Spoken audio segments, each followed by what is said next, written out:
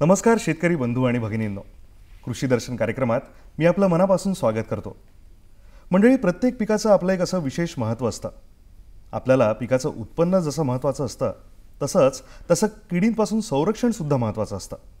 आजचा आपला विषयसुद्धा याच अनुषंगाने आहे. आजचा आपला विषय आहे तूर पिकांवरील शेंगा पोखरणाऱ्या किडींचे व्यवस्थापन. आणि याविषयीची माहिती देण्याकरता तज्ज्ञ म्हणून आज आपल्यासोबत आहेत डॉक्टर निलेश वझिरे, विषय विशेषज्ञ, पीक संरक्षण, कृषी विज्ञान केंद्र, सेलसुरा, जिल्हा वर्धा येथून. सर, कृषी दर्शन कार्यक्रमात मी आपलं मनापासून स्वागत करतो. धन्यवाद सर. सर, आजचा जो आपला विषय आहे तूर पिकांवर आधारित आहे आणि विदर्भातच नव्हे, महाराष्ट्रातलं एक मुख्य आणि महत्त्वाचं पीक म्हणजे तूर पीक असं आहे असं म्हणायला हरकत नाही. तर आपण या बाबतीत शेतकरी बंधू भगिनींना काय सांगाल? तूर पीक हे खूप महत्त्वाचं खरीपातील एक डाळवर्गीय पीक आहे, कडधान्य पीक आहे आणि या पिकांवरती विविध किडींचा आणि रोगांचासुद्धा प्रादुर्भाव हा होतो आणि त्या रोगांच्या किंवा किडींच्या व्यवस्थापनासाठी आपल्याला एकात्मिक कीड व्यवस्थापन पद्धती अवलंबणं खूप गरजेचं आहे.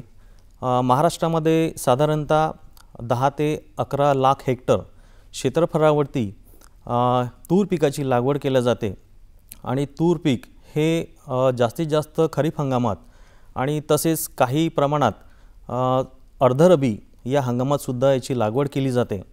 आणि या पिकांवरती हे पीक सलग पद्धतीने किंवा आंतरपीक पद्धतीने सुद्धा याची लागवड केली जातं. सलग पद्धतीमध्ये हे फक्त तुरीची लागवड केली जातं आणि आंतरपीकमध्ये सोयाबीन आणि कपाशी या पिकांबरोबर आंतरपीक म्हणून लागवड केली जाते. या तूर पिकावरती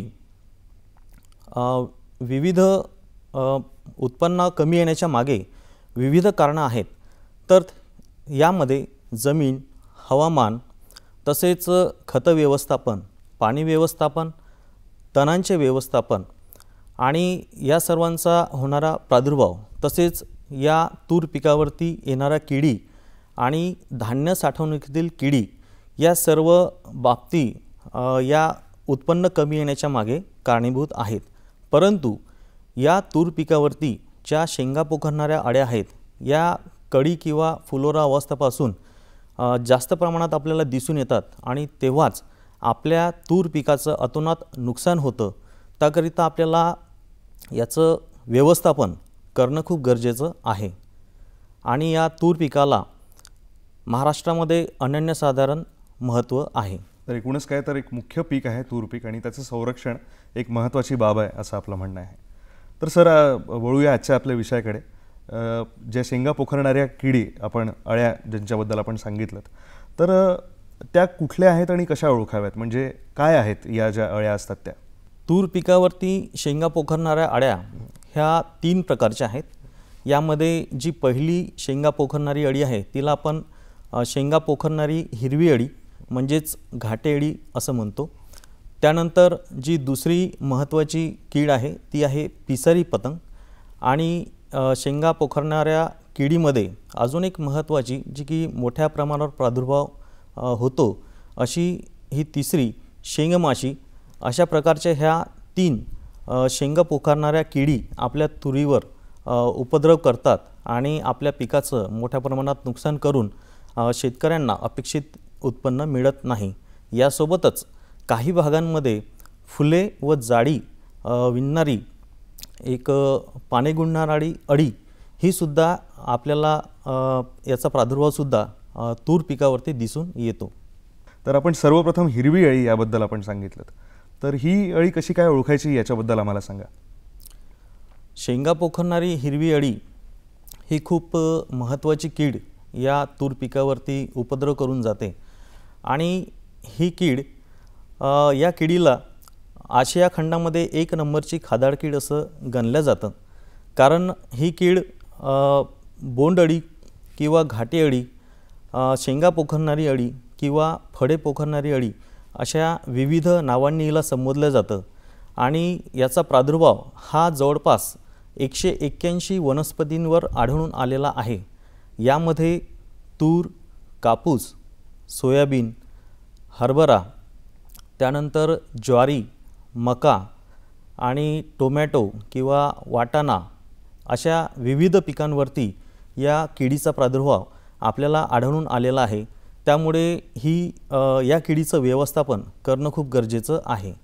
या शेंगा पोखरणाऱ्या हिरव्या अळीचा जो पतंग आहे हा मजबूत बांध्याचा, दणकट आणि रंगाने पिवळसर असतो. याच्या पंखाची जी लांबी आहे ही 37 मिलीमीटर आणि या किडीची मादी जवळपास 600 ते 800 अंडी ही आपल्या पिकावरती घालते आणि त्याच्यापासून आपल्याला उपद्रव संभवतो. तर ही अंडी पिवळसर रंगाची असतात आणि या अंड्यांचा जो पृष्ठभाग आहे हा सपाट असतो आणि त्याचा आकार हा घुमटकार असतो आणि या घुमटकार आकारावरती उभ्या कड्या असतात. तर अशा प्रकारे अंडी ही मादी आपल्या पिकांवरती कोवळी कड्या असो, शेंडे असो किंवा फुलं असो किंवा कोवळ्या शेंगा असो या सर्वच भागांवरती ही कीड अंडी घालतं.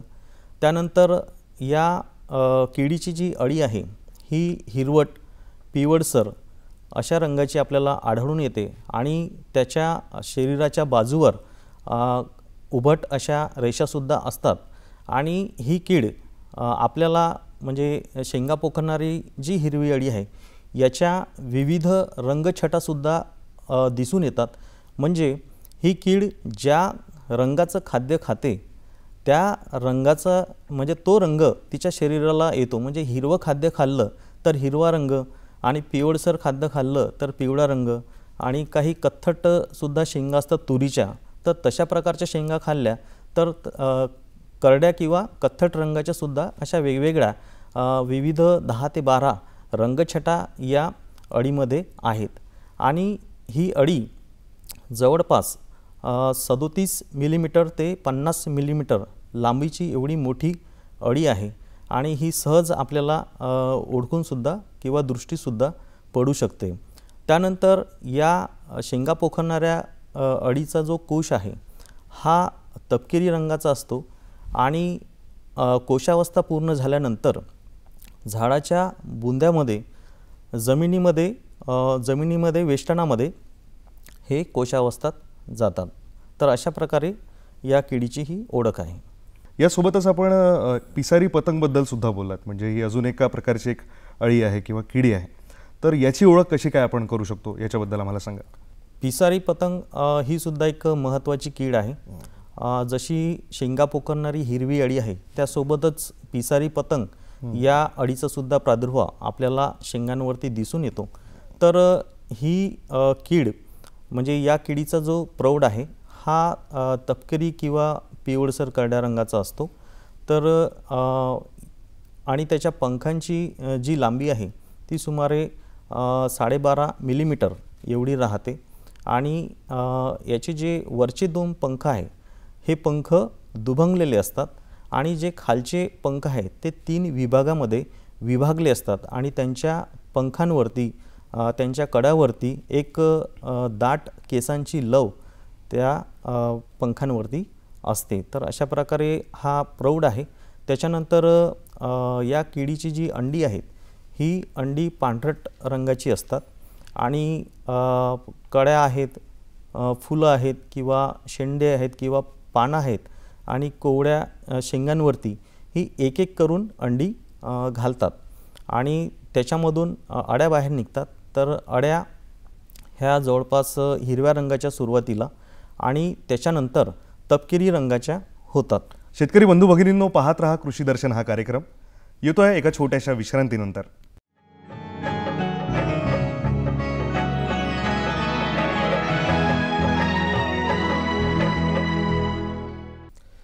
मंडळी, कृषी दर्शन कार्यक्रमात आपलं पुन्हा एकदा स्वागत. सर, विश्रांतीला जाण्यापूर्वी आपण पिसारी पतंग या शेंगा पोखरणाऱ्या अळीच्या बाबत आम्हाला सांगत होतात, तर कृपया ही माहिती आम्हाला द्यावी. पिसारी पतंगचे जे कोश आहेत, हे कोश अळीच्याच रंगाचे म्हणजे तपकिरी रंगाचे आपल्याला अळीसोबतच त्या शेंगेवरती आपल्याला दिसून येतात. आणि ही अळी जेव्हा पूर्ण या अळीची वाढ होते, त्यानंतर ही कोशावस्थेत जाते.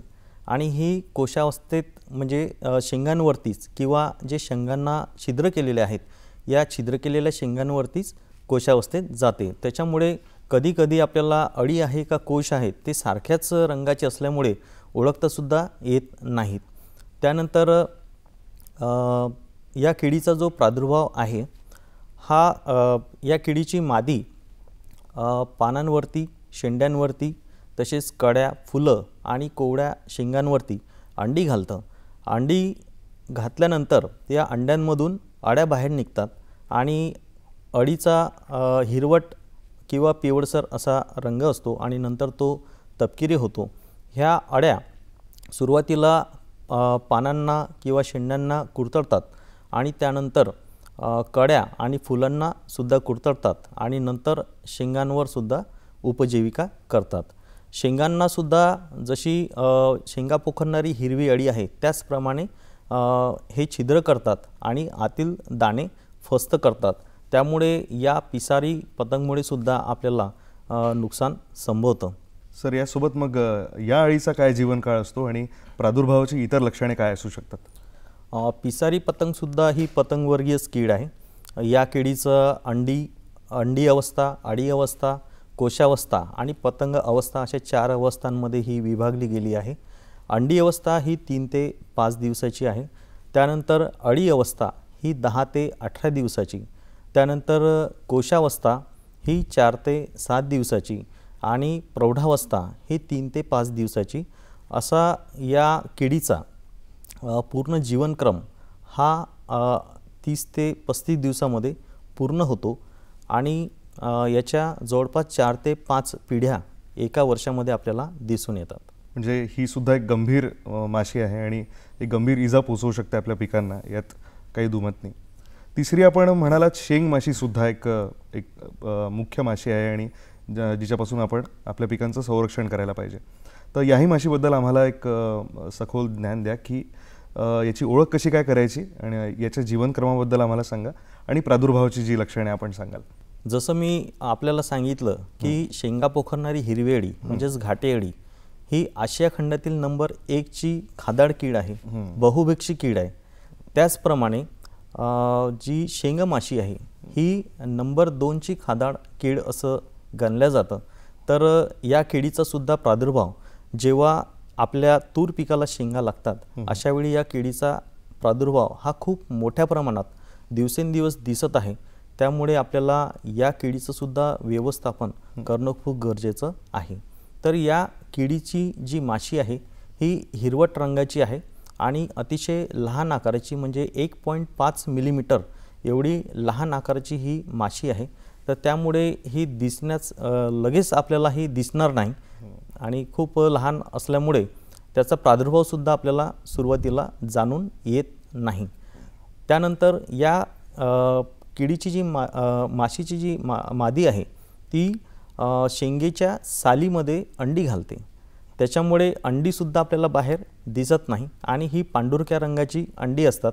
त्यानंतर या किडीचा जो कोश आहे हा भुरकट रंगाचा, तपकिरी रंगाचा आपल्याला शेंगेतील जे दाणे आहेत त्याच्याच बाजूला दिसून येतो आणि अळीसुद्धा ही पांढऱ्या रंगाची आहे आणि तिला पाय नसतात विशेषतः, आणि ही सुद्धा शेंगेतच आपल्याला दिसून येते. म्हणजे या किडीची अंडी अवस्था, अळी अवस्था आणि कोशावस्था ह्या तिन्ही शेंगेच्या आतमध्येच होतात.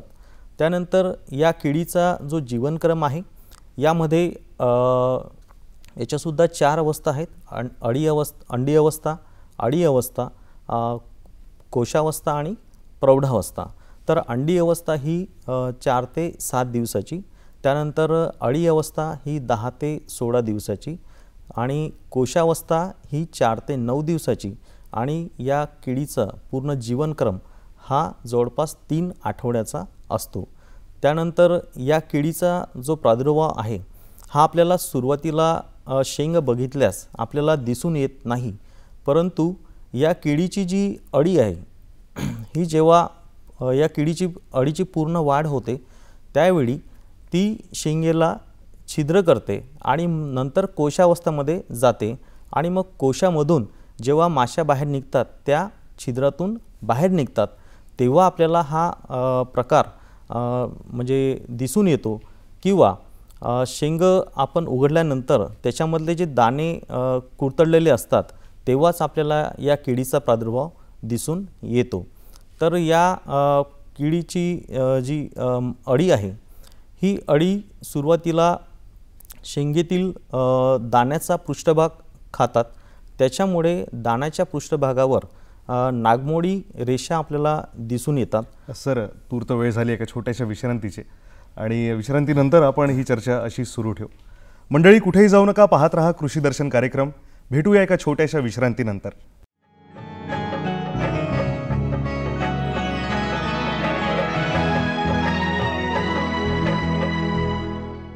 मंडळी, कृषी दर्शन कार्यक्रमात आपलं पुन्हा एकदा स्वागत. सर, शेंगमाशीबद्दल आपण काहीतरी त्याची लक्षणे सांगत होतात, तर कृपया आम्हाला त्याची माहिती द्यावी. शेंगमाशीची अळी ची जेव्हा पूर्ण वाढ होते तेव्हा ती दाण्यांनासुद्धा कुरतडून खाते, त्यामुळे दाण्यांची मुकणी होते आणि या मुकणी झालेल्या दाण्यांना बुरशीची लागण होते आणि ते दाणे कुजतात. तर अशी दाणे ही खाण्यास आणि बियाणे म्हणून पेरणी करण्याससुद्धा उपयोगी पडत नाहीत. तर अशा प्रकारे या किडीचासुद्धा खूप मोठा प्रादुर्भाव आपल्याला तूर पिकामध्ये दिसून येतो. सर, यासोबतच एक संक्षिप्त स्वरूपात आम्हाला सांगा की पानं आणि फुलं जाळी करणारी जी अळी आपण म्हणालात, तर त्याची ओळख आणि जीवनक्रम आणि त्याचा प्रादुर्भाव कसा काय होऊ शकतो याबद्दल सुद्धा सांगा. पाने फुले जाळी करणारी अळीचा सुद्धा प्रादुर्भाव हा काही भागामध्ये हा दिसून येत आहे आणि पूर्ण महाराष्ट्रामध्ये नाही तर हा छोट्या छोट्या पॉकेट्समध्ये दिसून येत आहे. तर या किडीची जी अळी आहे ही हिरव्या रंगाची असते आणि या अळीच्या पाठीवरती काळे काळे ठिपके असतात आणि ही अळी आपल्याला जेव्हा प्रादुर्भाव करते तूर पिकाला तेव्हा पानं आहेत, शेंडे आहेत, कळी आहे, फुलं आहेत किंवा कोवड्या शेंगा आहे, या शेंगांचा झुपका तयार करते आणि त्यामध्ये लपून राहते आणि त्याच्यामध्ये उपजीविका करते आणि ज्या कोवड्या शेंगा आहेत त्याच्यामधील सुद्धा दाणे फस्त करते. तर अशा प्रकारचा प्रादुर्भाव या फुले जाळी करणाऱ्या अळीचा किंवा पाने गुंडाळणाऱ्या अळीचा प्रादुर्भाव आपल्याला दिसून येतो. सर, यासोबत आपण एका उत्तरात आम्हाला सांगितलं की एकात्मिक व्यवस्थापन आपण करू शकतो. तर एकात्मिक व्यवस्थापन म्हणजे नक्की काय आणि याद्वारे आपण किडींचं व्यवस्थापन कसं काय करू शकतो? एकात्मिक कीड व्यवस्थापन म्हणजे आपल्याला कीड व्यवस्थापनासाठी काही विविध पद्धती दिलेल्या आहेत. यामध्ये मशागतीय पद्धती आहे, काही सांस्कृतिक किंवा प्रतिबंधात्मक सांस्कृतिक पद्धती, त्याच्यानंतर यांत्रिक पद्धती, जैविक पद्धती आणि रासायनिक पद्धती, या सर्व पद्धतींचा अवलंब करून किडींची जी आर्थिक नुकसान पातळी आहे त्या आर्थिक नुकसान पातळीच्या खाली या किडींची संख्या ठेवणे, ह्या पद्धतींचा वापर करून याला आपण एकात्मिक कीड व्यवस्थापन म्हणतो. ही जी व्यवस्थापन पद्धत आपण म्हणालात, तर या व्यवस्थापन पद्धतीद्वारे आपण आत्तापर्यंत ज्या किडींबद्दल माहिती ऐकली तर ही जी पद्धत वापरून आपण त्या किडींचं व्यवस्थापन कसं काय करू शकतो हे आम्हाला सांगा. सर्वप्रथम मशागतीय पद्धती, यामध्ये आपण पेरणी करण्याच्या अगोदर नांगरटी किंवा वखरणी करावी. म्हणजे मी तुम्हाला सांगितलं की या किडींचे कोश हे जमिनीमध्ये असतात, तर मशागत पद्धतीमध्ये हे कोश नांगरणी केल्यावरती जमिनीवर येतील आणि ते पक्षी किंवा जनावरं किंवा प्रखर सूर्यप्रकाशामुळे हे मरून जातील. तर अशा प्रकारे आपण या कोशांचं मशागतीय पद्धतीद्वारे व्यवस्थापन करू शकतो. त्यानंतर काही प्रतिबंधात्मक सांस्कृतिक पद्धती आहेत. यामध्ये पिकांची फेरपालट, तूर पिकाची फेरपालट आपल्याला तेलबिया किंवा तृणधान्य या पिकांबरोबर करणं गरजेचं आहे. त्यानंतर तूर पिकाची लागवड आपण आंतरपीक म्हणून सुद्धा कपाशी, सोयाबीन किंवा ज्वारी, बाजरी किंवा भुईमूग या पिकामध्ये करू शकतो. या किडीच्या व्यवस्थापनासाठी आपण एक झेंडू पिकाची एक बॉर्डर लाईन शेताला बॉर्डर म्हणून आपण त्याची लागवड करू शकतो. आणि या झेंडूची जी फुलं आहेत या फुलांना ती मादी अट्रॅक्ट होते आणि त्या फुलांवरती अंडी घालते आणि या शेंगा पोखरणाऱ्या अळींचा जीवनकाळ हा पूर्ण त्या झेंडू पिकावरच व्यतीत होतो. म्हणून आपण याला सापळा पीक म्हणतो. आणि हे सापळा पीक जर का लावले तर आपलं मुख्य पीक हे वाचतं आणि त्याच्यावरती कमी प्रादुर्भाव होतो. तर त्यानंतर यांत्रिक पद्धती, यामध्ये जे पाणी गुंडाळणारी अळी आहे या अळ्यांना आपण जे गुच्छ तयार केलेले आहेत त्यांनी ते गुच्छ अळीसकट तयार करून त्याचा नाश करणं गरजेचं आहे. त्यानंतर तूर पीक हे कळी अवस्थेत असताना आपल्याला एकरी 2 कामगंध सापळे लावणं गरजेचं आहे. आणि हे कामगंध सापळे लावताना पिकाच्या उंचीपेक्षा 1 फूट वर हे लावणं गरजेचं आहे.